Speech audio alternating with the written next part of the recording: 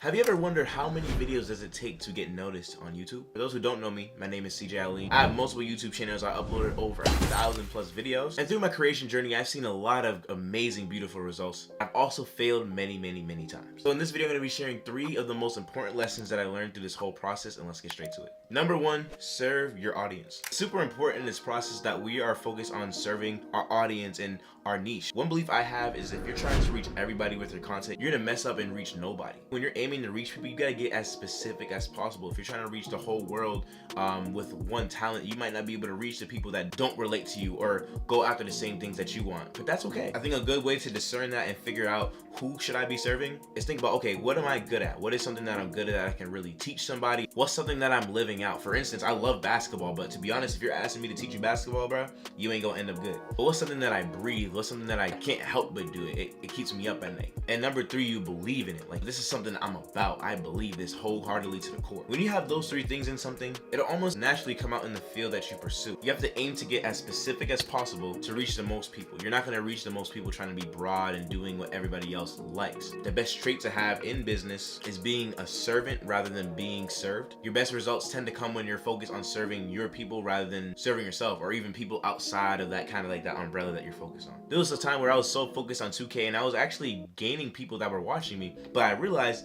the people in my own city wasn't really watching me. They didn't really know about me. So then I started posting about the things that people in my city did like rate my outfit videos and pranks and story times and stuff like that. Hey, I did try, but it wasn't to serve people in something that I believed in. I just believed that if I could serve the people that I thought I was supposed to serve, then I would be able to do things right. But that was one of the biggest mistakes I made. It actually set me back a good period of time because people didn't know what to expect from me. I was posting 2K and I was also posting outfit. I can't believe I did that. But you get the point. You are called to serve the people that God has called you to serve. Therefore, if you try to look anywhere outside of it, even if it's in your own hometown, you're gonna set yourself back. Number 2, YouTube is not an overnight success. Truth of the matter is your first 100 videos are probably gonna suck compared to your next 100 videos and then your next 100 videos. It takes time. I'm still getting better in this field right here. But on this YouTube game, you have to be willing to be bad at what you're doing to get better. The goal isn't to post one video and it gets 1 million views, you know what I'm saying? That would be great. But imagine you had your come up for the first video and you weren't even prepared for it. How would you manage the come up that God's given you? You have no idea on how to capitalize a come up. You have no idea on how to not let it come up change you. If all these things that come with success came at you right now, would you be ready to manage it?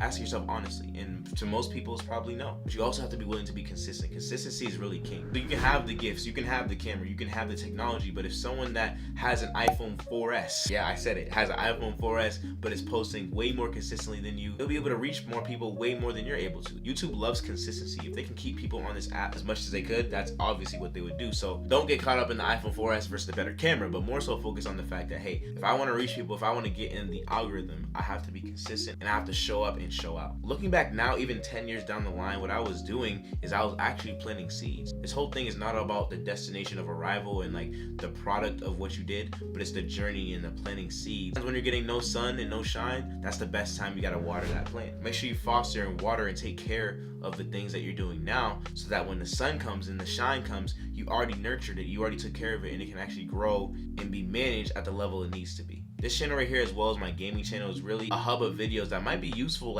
5 years from now. I have a video on my other channel on how to be a YouTuber, and I can just literally change the title from 2023, 2024, 2025. And ironically, that video that I posted 2 years ago that honestly probably got 200-300 views, got a couple thousand views this year. I posted a couple years ago, but it's still relevant to today. So you never know. You might plant a seed 2 years from now that ends up getting the sun and the shine that it needs to because it's accessible, because it's up there. So it's really not overnight. Sometimes the sun just hasn't shined on that plant that you've been watering. So keep at it. You got to take up that expectation that this thing is going to work overnight. I'm going to go to sleep, maybe wake up at 3 a.m., check my analytics to see if this video got grown. That's going to put you in that's going to put you in depression. I'm going to be honest. I've had phases where I got addicted to my analytics. I literally had to delete YouTube Studio at one point during my best season on YouTube because if one video got 1,000 views and this video got 25 in maybe 2 hours, I'm stressing. I'm this isn't doing good.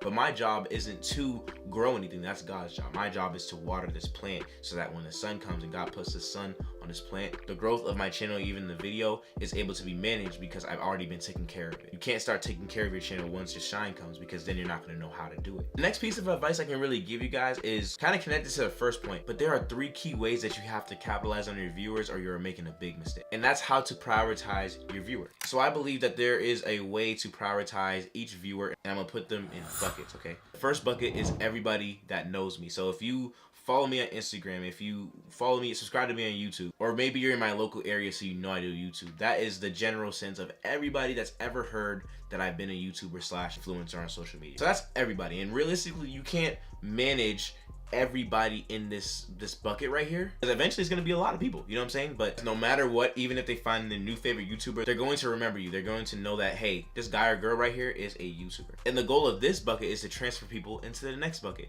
and that's the people that trust you. If you can convert someone to someone that just watches you for like the fun of it, or because their video popped up in their timeline, to them trusting you, this is major. This is how you really build a personal brand. Because once that trust factor is built, this is when people want to start taking advice from you. Because if they can trust you with their time, the next step they'll be able to trust you with, you know, their money, or maybe just their lifestyle choices. These people you should be tending to. You got to make sure that you're, you know, checking up on those people, giving them good advice. You're offering stuff to them, and this doesn't mean they buy from you. This actually doesn't mean they buy from you. This just means that they trust you and they're willing to trust you. You kind of won them over in a sense. And the third bucket is actually where people are paying you. So you can have people that trust you and even are willing to invest in you, which is a great thing. But if you can find people that are actually willing to buy from you, this is game changing. And that doesn't just mean merchandise. That's things like courses. That's things like getting on a call with you. There are people that literally charge hundreds or thousands of dollars to hop on a 15-minute call and buy things from you. I've literally witnessed it. I've been a part of these things. The truth is, what's more important than money is really time. You can go work an 18-hour job at McDonald's. You can work 40 hours a week, and then I think in a 2-week check, it's about $800, right? But imagine you put out a course that teaches you how to get your first $100,000 in 15 minutes. You understand how many people will buy that? You gotta understand, like, you would pay for that no matter the cost because of the time it takes. Change that 15-minute course to a 50, 60-year course,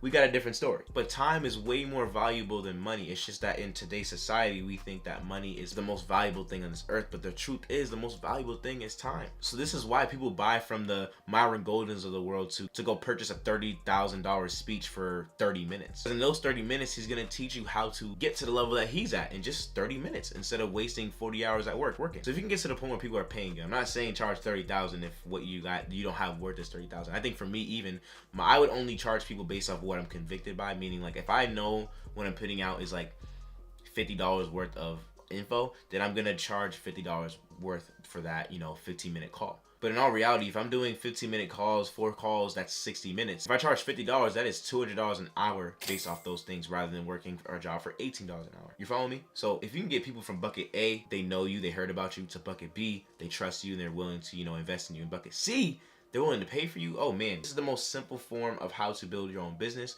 but also be successful in this YouTube game. But if younger me, like 18, 17-year-old me, knew how to work like this, I'd probably be at a different stage of life, but also at a different stage of influence. I missed out on these things. I did not learn these things until I actually stopped doing YouTube. But these were 3 of the biggest lessons that I actually learned doing this YouTube thing, and I promise you, if you implement even one out of these 3, it'll change your whole perspective, but also the way you show up on this YouTube platform. If you want to learn how to come up with unlimited video ideas to serve your community, check out this video right here. This video is going to go in depth on how to find amazing video ideas for your niche. I'll see you guys there.